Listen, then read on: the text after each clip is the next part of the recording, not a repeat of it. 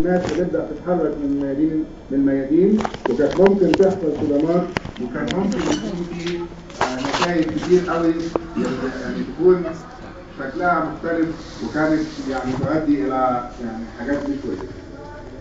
طيب انا عايز اخلص من الحاجات دي علشان يعني استخدمت الوقت اللي انا يعني اتكلم فيه بالآتي يعني. ماذا كلنا نسأل كده او يعني انا شخصيا بسأل نفسي معاكم يعني ماذا كان هيكون الحال لو القوات المسلحة لما ننزل في الشارع ما خدتش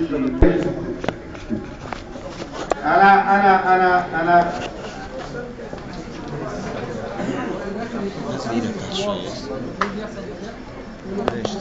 ايه؟ ايوه انا لسه عايزين ورقه تكتبوا. لا في ورق. انت بتلم الورق يعني؟ بلم الورق ولو عايز ورق طب عايزين ورقه واحده.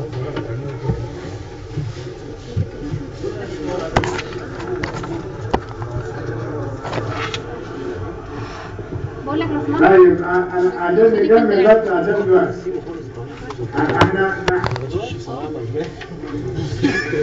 انا لو سمحت بس تقعد تسال انت عن حاجه. لا خلينا بس الباب عشان الصوت.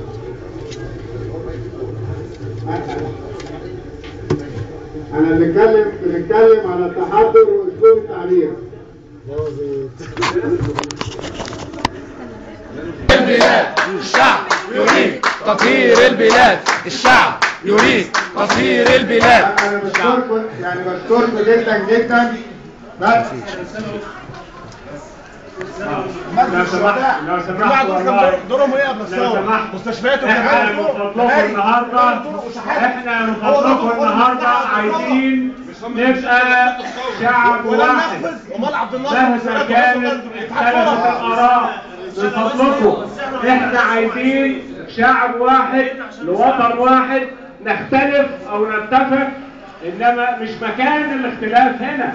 احنا عايزين نستفيد من الوقت عشان هدفنا مصر الاساس. لو سمحتوا